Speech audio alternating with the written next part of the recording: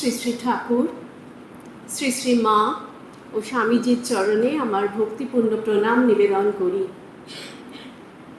পরম পূজনীয়া প্রদীপ্ত প্রাণা মাতাজি ও উপস্থিত সকল মাতাজিদের জানাই আমার সশ্রদ্ধ প্রণাম। ব্রহ্মচারিণী বোনেরা এবং আমার প্রিয় ছাত্রীরা, তাদেরকেও জানাই আমার আন্তরিক প্রীতি, শুভেচ্ছা, নমস্কার। আর বিশেষভাবে কৃতজ্ঞতা, অভিবাদন, সশ্রদ্ধ নমস্কার জানাই বিধাননগর শ্রী সারদা সংঘের সব ভক্ত মায়েদের, যাদের সাগ্রহ উদ্যোগে আজকের এই সুন্দর অনুষ্ঠানের আয়োজন হয়েছে। আমি এখানে এটা কন্যা সম্মেলন, তাই ছাত্রীদের উদ্দেশ্য করেই আমি আমার বক্তব্য বিষয় রাখার চেষ্টা করছি। একটু আগেই তোমরা শুনলে আমার আলোচ্য বিষয় পরিবেশ সচেতনতা, যা আজকের যুগে বিশেষভাবে খুবই প্রাসঙ্গিক ও গুরুত্বপূর্ণ আলোচনা। কারণ পরিবেশ এছাড়া আমরা আমাদের জীবনের অস্তিত্বই সম্ভব নয়। প্রতি মুহূর্তে আমরা জীবন ধারণ করছি, আমরা বাতাস থেকে অক্সিজেন গ্রহণ করছি, আমাদের তৃষ্ণা নিবারণ করছি জলের মাধ্যমে। আমরা যা কিছু আমাদের জীবন ধারণের জন্য আবশ্যক, খাদ্য গ্রহণ, মাটি থেকে আমরা আহার সংগ্রহ করছি, সবই কিন্তু আসছে পরিবেশ থেকে। এখন এই পরিবেশ বলতে আমরা কি বুঝি? আমরা সকলেই পরিবেশ সঙ্গে আমরা পরিচিত। পরিবেশ কথার মানে সেই সমস্ত সামাজিক, প্রাকৃতিক ও সামাজিক উপাদান যা আমাদের জীবনের সঙ্গে অঙ্গাঙ্গিভাবে যুক্ত। তাই পরিবেশের তিনটে দিক আমরা দেখতে পাই। প্রথমত প্রাকৃতিক পরিবেশ, যা আমাদের চারপাশে আকাশ, জল, বায়ু, পশু পক্ষী, জীব জন্তু সব নিয়েই প্রাকৃতিক পরিবেশ, যাতে মানুষের কোনো হস্তক্ষেপ নেই, পরিবেশের প্রকৃতিরই সৃষ্ট এইসব। দ্বিতীয়ত পাই আমরা মানব সৃষ্ট পরিবেশ। কীরকম না, আমাদের বিজ্ঞান এবং প্রযুক্তির উন্নতির ফলে আমরা আমাদের প্রয়োজন মেটাতে প্রকৃতিকে আমরা পরিবর্তন করেছি। আমরা ঘর, শহর, রাস্তাঘাট, কলকারখানা নির্মাণ করেছি। এগুলো হচ্ছে মানব সৃষ্ট পরিবেশ। আর আছে সামাজিক বা সাংস্কৃতিক পরিবেশ। আমরা সমাজবদ্ধ জীব। সমাজের মানুষের যে পরস্পরের সম্পর্ক, তাদের আচরণ, শিক্ষা, সংস্কৃতি, মূল্যবোধ, এই সব কিছুর সম্মিলিত রূপ হচ্ছে সামাজিক পরিবেশ। আজ এই পরিবেশ সচেতনতা নিয়ে কেন আমরা আলোচনায় এসছি? না, কি প্রাকৃতিক পরিবেশ, কি সামাজিক পরিবেশ, সব ক্ষেত্রেই আমরা দেখছি একটা সংকটের মুখোমুখি হয়েছে। তাই আমাদের সচেতন হতে হবে। কেন? প্রথমেই আমরা বলেছি আমাদের জীবন ধারণের জন্য যা কিছু অত্যাবশ্যক তা আমরা কিন্তু পরিবেশ থেকেই গ্রহণ করছি। আমরা এই পরিবেশ সংকটের কারণ খুঁজতে গেলে আমরা প্রথমত দেখি যে এই যে জনসংখ্যার ক্রমবর্ধমান হার, সেটা আমাদের পরিবেশকে খুব প্রভাবিত করছে। আমি এই আলোচনা করব বলে একটা পরিবেশ সংক্রান্ত একটা বই নিয়ে পড়ছিলাম। তাতে দেখাচ্ছে একটি সমীক্ষায় যে চিকিৎসাবিদ্যার উন্নতির ফলে আমাদের মৃত্যু হার অনেক কমে গেছে। ফলে কি হচ্ছে? জনসংখ্যার বৃদ্ধি ক্রমবর্ধমান। সেই সমীক্ষায় আমি দেখছিলাম যে ঊনবিংশ শতাব্দীতে 1830 খ্রিস্টাব্দে প্রথম পৃথিবীতে বিলিয়ন জনসংখ্যা স্পর্শ করে, অর্থাৎ 100 কোটি জনসংখ্যা হয়। সেই সংখ্যায় একবিংশ শতাব্দীতে মানে 170 বছর পরে দাঁড়িয়েছে তার 6 গুণ বেশি, মানে 600 কোটি। তারপরেই দেখাচ্ছে ভারতবর্ষে সেই সংখ্যা 1 বিলিয়ন, অর্থাৎ 170 বছর আগে যে সংখ্যাটা ছিল সেটা ভারতবর্ষে আজ সেই পরিমাণ জনসংখ্যা। এর ফলে কি হচ্ছে? জনসংখ্যার এই যে বৃদ্ধি, জনসংখ্যা বাড়ার ফলে আমরা কি করছি? আমাদের খাদ্য, বস্ত্র, সমস্ত কিছুর চাহিদা বাড়ছে। আর সেই প্রয়োজন মেটাতে গিয়ে আমরা বনভূমি কাটছি, পেটে আমরা শহর, রাস্তাঘাট, কলকারখানা তৈরি করছি। এই নগরায়ন, শিল্পায়নের ফলে দেখা দিচ্ছে বায়ু দূষিত হচ্ছে, শব্দ দূষণ হচ্ছে। এই দূষণ আমাদের কি করতে হবে? রোধ করতে হবে। আর তার জন্য আমাদের কতগুলো নিজেদের সংকল্প করতে হবে। সবসময় যে সরকারি মহল থেকে সব কিছু হবে তা নয়। আমাদের এক ব্যক্তি যদি ঠিক হয় তাহলে সেখান থেকে কিন্তু সমাজ কিন্তু দাঁড়াবে। তাই আমাদের যে প্রকল্পগুলো, সরকারি প্রকল্প তো থাকবেই, তার সাথে সাথে আমরাও যেন সচেতন হই। বন সংরক্ষণ, গাছ লাগানো, এগুলো আমাদের করতে হবে। এটা খুব আশার কথা। আমি যেহেতু একটু বাগান করি, আমি দেখি এটা তোমাদের মধ্যে এই প্রবণতা আছে।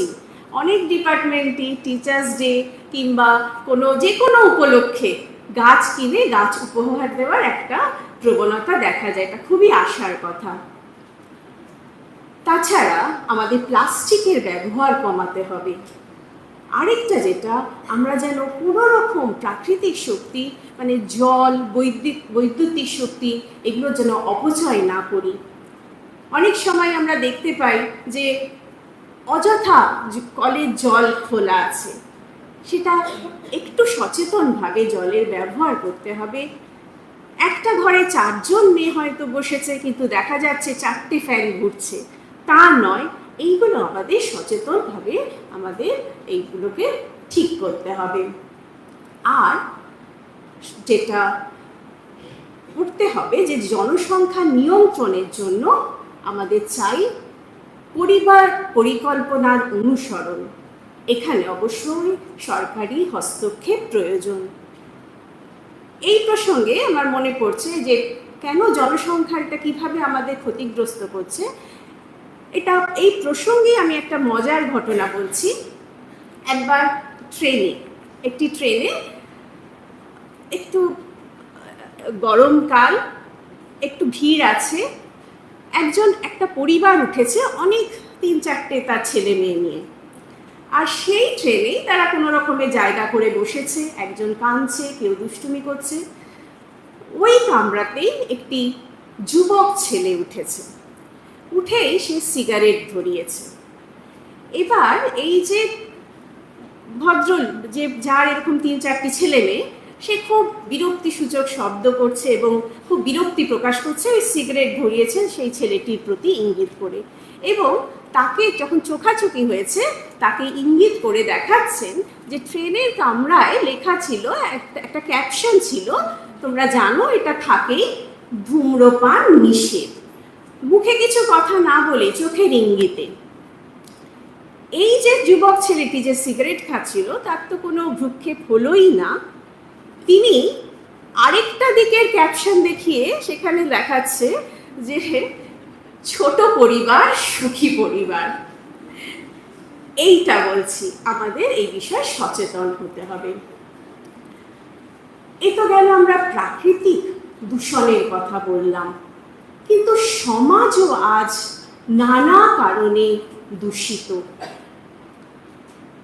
যার ফলে আমরা কি দেখছি? সমাজে সর্বত্র সহিষ্ণুতার অভাব, স্বার্থপরতা, ভোগপ্রবণতা, আর যার অনিবার্য পরিণাম হচ্ছে সমাজবদ্ধ যে মানুষ তাদের পারস্পরিক সম্পর্কের অবনতি। আমরা দেখছি কি চিকিৎসা, কি শিক্ষা, খেলাধুলা, সংস্কৃতি, সর্বত্রই অপরাধ প্রবণতা ও দুর্নীতি গ্রাস করেছে। মানুষ তার নিজের স্বার্থ সিদ্ধির জন্য কাউকে বঞ্চিত করতে কুণ্ঠাবোধ করে না, জাতীয় সম্পত্তি নষ্ট করতে পিছপা হয় না। এর সাথে সাথে যেটা সবচেয়ে বেশি মারাত্মক সেটা হচ্ছে পরিবার। পরিবার আজকে এক বিরাট সমস্যার সম্মুখীন। কেন? যে পরিবার সমাজের মূল ভিত্তি, পরিবারকে ভিত্তি করেই সমাজ গঠিত হয়, সেই পরিবার আজ ভাঙনের পথে। যৌথ পরিবার ভেঙে আমরা পেলাম নিউক্লিয়ার ফ্যামিলি, আর নিউক্লিয়ার ফ্যামিলি থেকে আজকে প্রচলিত হয়েছে সিঙ্গল প্যারেন্ট। কথায় কথায় ডিভোর্স, বিবাহ বিচ্ছেদ, যা মোটেও আমাদের ভারতীয় সংস্কৃতির সঙ্গে খাপ খায় না। একটি যুব সম্মেলনে স্বামী জ্ঞানালোকানন্দজি মহারাজ একটি মজার কথা বলছিলেন যে ইংরেজিতে কথায় আছে লাভ অ্যাট ফার্স্ট সাইট, আর এখন হয়েছে ডিভোর্স অ্যাট ফার্স্ট ফাইট। আমরা হাসছি, কিন্তু সত্যি খুব ভাবনার বিষয়। আমি জানি আমার খুব পরিচিত, অত্যন্ত পরিচিত আমার একজন, সে বিয়ে করবে, তাকে পরিবারের সবাই তাকে বারণ করছে, তার পছন্দ মতো বিয়ে করবে, সবাই তাকে বারণ করছে যে তুমি এটা করো না, এখন নিজের পায়ে দাঁড়াও, তারপরে করো। সে কোনো কথা না শুনে তখন এরকম বলল, ওকে ছাড়া ইম্পসিবল, এই কথা। ঠিক 3 বছর পর তার তখন একটি কন্যা সন্তান জন্মেছে। এবার সে চাইছে আর তার সঙ্গে থাকবে না, ডিভোর্স। আবার পরিবারের সবাই বোঝাচ্ছে যে দেখো তোমার একটি কন্যা শিশু জন্মেছে, একে তোমায় দেখতে হবে, যদি না থাকে, মা বাবা দুজনেরই প্রয়োজন একজন সন্তানের লালন পালনের জন্য। তখন কি বলছে? ওকে নিয়ে ইম্পসিবল। প্রথমটা হলো ওকে ছাড়া ইম্পসিবল, এবার বলছে ওকে নিয়ে ইম্পসিবল। এই হচ্ছে আমাদের অবস্থা। খুবই ভাবনার বিষয়। আরেকটা যেটা আমরা দেখছি যে ইংরেজি শিক্ষা, আমাদের শিখতে হবে ঠিকই। ইংরেজি শিক্ষার এই প্রসার এবং এই পাশ্চাত্যকে অনুকরণ করতে গিয়ে আমরা যুবশক্তি, আমাদের ভারতের যে মহত্তম আদর্শ, সেবা, দয়া, সহানুভূতি, আতিথেয়তা, গুরুজনদের প্রতি শ্রদ্ধা, এই আদর্শগুলো থেকে কিন্তু আমরা অনেক দূরে সরে যাচ্ছি। আমরা দেখছি যে আমাদের নিজের ভাষা, নিজের সংস্কৃতি, নিজের সামাজিক রীতিনীতি, তার প্রতি দেখা যাচ্ছে যুব সমাজে একটা নির্বিচার, একটা অবজ্ঞা, অবহেলা এবং ঘৃণার মনোভাব। আর তার ফলে সর্বত্র একটা অশ্রদ্ধার ভাব, কুরুচিপূর্ণ পোশাক পরিচ্ছেদ, যা আমাদেরকে অনেক মূল্যবোধ থেকে, আমাদের যে মূল্যবোধে আমরা এত রিচ, এত উন্নত ছিলাম, তার থেকে অনেক নিচে নামিয়ে দিচ্ছে। আমরা যেমন খুশি ব্যবহার করছি গুরুজনদের সঙ্গে, যা কিন্তু আমাদের আদর্শের থেকে অনেক দূরে সরিয়ে নিচ্ছে। যুবশক্তি সব বিষয় উচ্ছ্বাস প্রকাশ করবে, এটা ঠিক, কিন্তু তাদের আনন্দের প্রকাশের ভঙ্গি আজ ত্রাসের কারণ হয়ে দাঁড়াচ্ছে। তোমরাও দেখেছো, কদিন আগেই পেপারে দিয়েছিল, শব্দবাজি নিয়ে কেউ প্রতিবাদ করাতে তাকে মারধর করা হলো। এই যে অবক্ষয় মূল্যবোধের, সেটা সম্পর্কে একজন প্রখ্যাত রাষ্ট্রবিজ্ঞানী সমাজতত্ত্ববিদ শ্রী অমল কুমার মুখোপাধ্যায় তিনি বলছেন, সুন্দরভাবে তিনি লিখেছেন যে এই শতকে আমরা এমন এক জায়গায় পৌঁছেছি যেখানে মানুষ আছে, মনুষ্যত্ব নেই। বাহুবল, বুদ্ধিবল আছে, কিন্তু চরিত্র বল নেই। পরিশীলিত জীবনচর্যা আছে, কিন্তু কোনো মহৎ জীবন দর্শন নেই। চিৎকার আছে, চিন্তা নেই। আস্ফলন আছে, আনন্দ নেই। তিনি বলছেন আসলে 20 শতক জুড়ে আমরা উন্নত বুদ্ধির জোরে আমরা অসম্ভবকে সম্ভব করতে পেরেছি, কিন্তু সেই সঙ্গে আমাদের আন্তঃশক্তির মঙ্গল প্রদীপখানি জ্বালিয়ে রাখিনি। আজ এই সময় এসছে। একটা দিক আমরা দেখি, এর মূল কারণ যে সহিষ্ণুতার অভাব। কেউ কাউকে আমরা সহ্য করি না, সহ্য শক্তি আমরা ক্রমশ হারাচ্ছি। অথচ শ্রী শ্রী ঠাকুর বলেছেন, যে সয় সেই রয়, যে না সয় সেই নাশ হয়। শ্রী শ্রী মা বলেছেন, সহ্যের সমান গুণ নেই, সন্তোষের সমান ধন নেই। খুব ছোট ছোট কথা, কিন্তু খুবই গভীরভাবে তাৎপর্যপূর্ণ আজকের যুগে। আমরা এই সমাধান কোথায় পাব, সেই আমাদের তাকাতে হবে আমাদের নিজেদের শাস্ত্রের দিকে। স্বামীজি এটা বলে গেছেন। The master as I saw him, এই গ্রন্থ হয়তো কেউ শুনেছ নাম, লিখেছেন ভগিনী নিবেদিতা। স্বামীজিকে অনুবাদ, স্বামীজিকে যে রূপ দেখিয়াছি। সিস্টার নিবেদিতাকে স্বামীজি আহ্বান করেছিলেন মেয়েদের শিক্ষার জন্য। আর স্বামীজি চেয়েছিলেন যে তার এই কাজে নামার আগে তিনি যেন ভারতবর্ষকে খুব ভালোভাবে চেনেন, জানেন, পরিচিত হন ভারতীয় জীবন যাত্রার সাথে।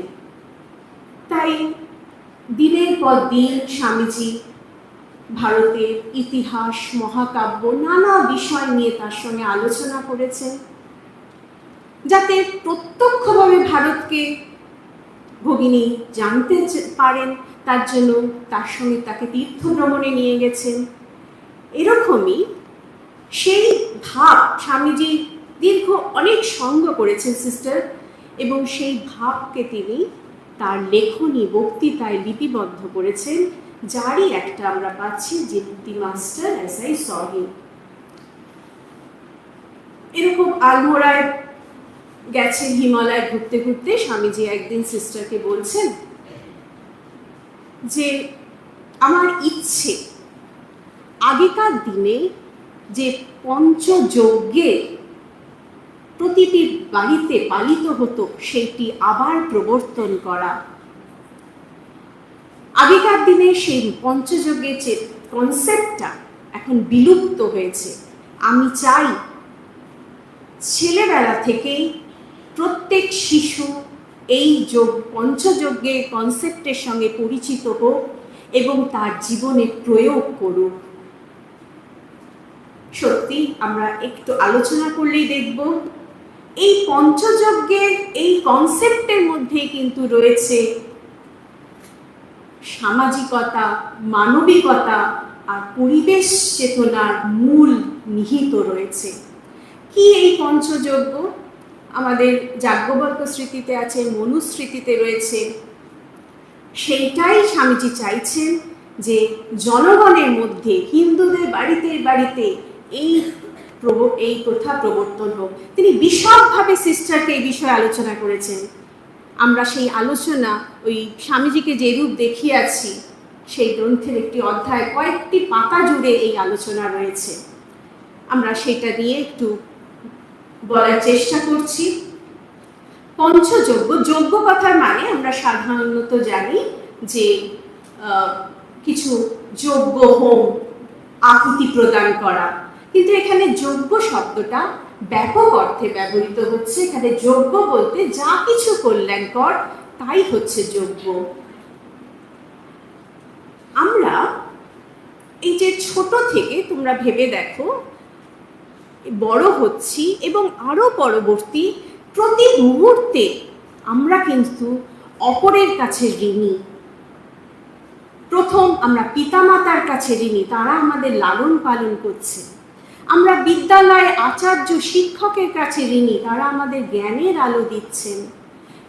এমনকি আমরা যে খাদ্য গ্রহণ করছি, যে পোশাক পরছি, সবই কিন্তু অন্যের পরিশ্রমের ফল। কতটুকু টাকার বিনিময়ে আমরা সেগুলো সংগ্রহ করি, তাদের পরিশ্রমের কাছে তা কিছুই নয়। তাই এই প্রত্যেকের কাছে আমরা ঋণী। আমরা এখন বড় হয়ে, তোমরা এখন বড় হচ্ছ, এই বিষয়ে তোমরা ভাববে। তাহলে সমাজ থেকে যখন আমরা সব কিছু নিচ্ছি, আমাদেরও দায়বদ্ধ যে সেখানে কিছু ফিরিয়ে দেওয়া। তাই এই যজ্ঞের পরিকল্পনা প্রাচীন ভারতে আমরা দেখেছি। কি? প্রথম যজ্ঞ হচ্ছে ব্রহ্মযজ্ঞ। এই প্রসঙ্গে বলে রাখি, স্বামীজি সিস্টারকে একথাও বলেছেন, প্রাচীনকালে পঞ্চযজ্ঞের যে ব্যাখ্যা ছিল সেটা এখনকার মতো করে আমাদের পরিবর্তন করে নিতে হবে। ব্রহ্মযজ্ঞ মানে ছিল বেদ অধ্যয়ন, অর্থাৎ জ্ঞানের অনুশীলন, জ্ঞান চর্চা। আধুনিককালে এটাকে কি বলতে হবে? ব্রহ্মযজ্ঞ। যিনি জ্ঞান আমাদের দিচ্ছেন তার প্রতি যেন আমরা শ্রদ্ধাশীল থাকি। আমাদের প্রাচীন এতেও আছে যে আমরা বলি আচার্য দেব ভব, তার প্রতি আমরা শ্রদ্ধাশীল থাকবো।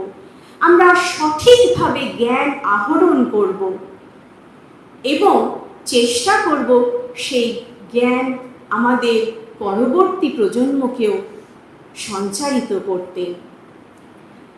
এই ব্রহ্মযজ্ঞের আমরা বলতে পারি যে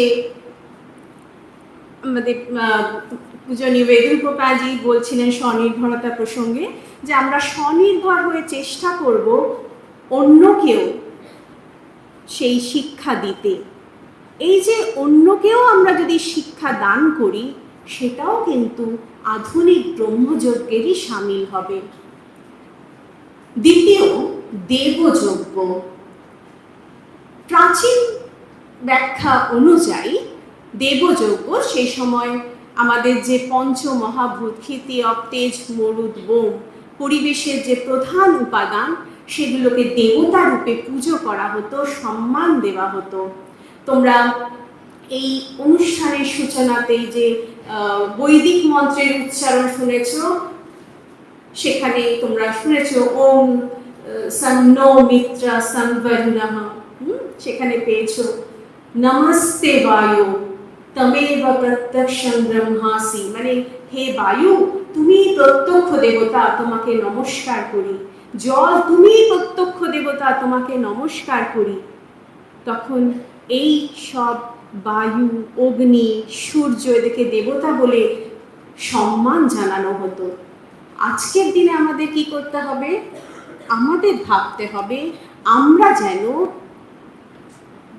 এগুলো দূষণ রোধ করতে পারি।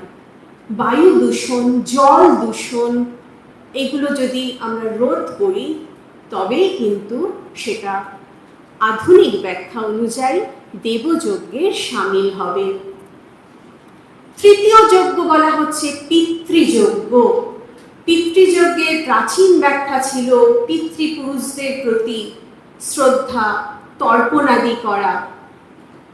আধুনিক কালে আমরা কি ধরবো, আমাদের পিতা মাতা তাদের কখনো আমরা যেন অযত্ন না করি, তাদের অবহেলা না করি।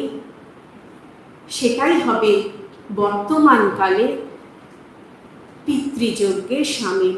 আর কি, যে ঐতিহ্য আমাদের পরিবারে রয়েছে সেই ঐতিহ্যকে ধরে রাখাও কিন্তু এক প্রকার পিতৃযজ্ঞ বলা হচ্ছে। তারপরে আসছে ভূতযজ্ঞ। ভূতযজ্ঞ মানে আগেকার দিনে প্রত্যেকে কিছু নিজেরা আহার গ্রহণের আগে একটু কিছু খাদ্যদ্রব্য সরিয়ে রাখত।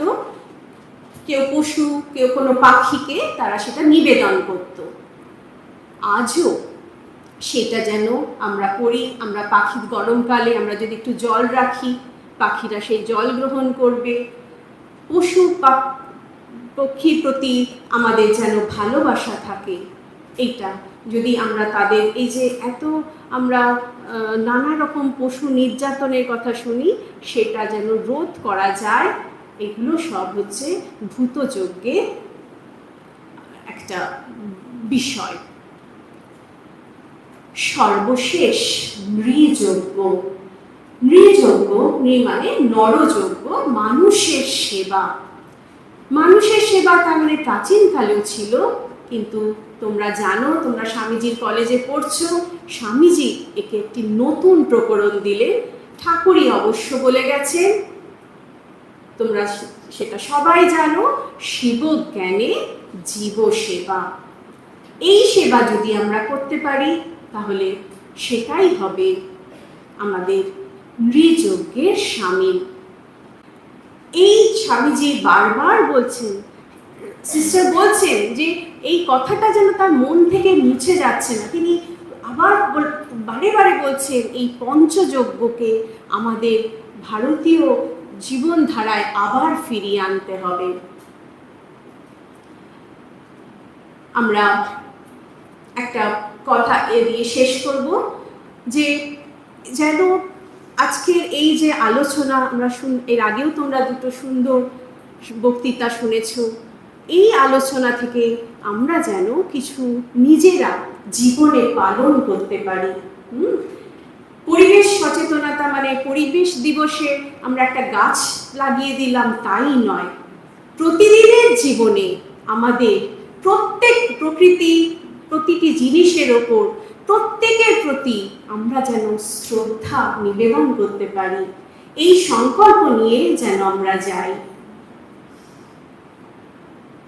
আরেকটি কথা আমার খুব ভালো লেগেছিল, স্বামী চেতনানন্দজি মহারাজ, তিনি আমাদের এখানে অনেকদিন এসছেন। তিনি খুব প্রবীণ এবং পণ্ডিত সাধু। তিনি একবার প্লেনে করে আসছেন, একটি এয়ার হোস্টেস মেয়ে বারে বারে তার কাছে আসছে কিছু তার লাগবে কিনা। শেষে যখন নামবেন, ওই এয়ার হোস্টেস মেয়েটি বলেন, স্বামীজি আপনি একটি কোনো উপদেশ দিন। মহারাজ বললেন, লাভ অ্যান্ড সার্ভ। আমরাও যেন এই মন্ত্র নিয়ে জীবনে এগোতে পারি।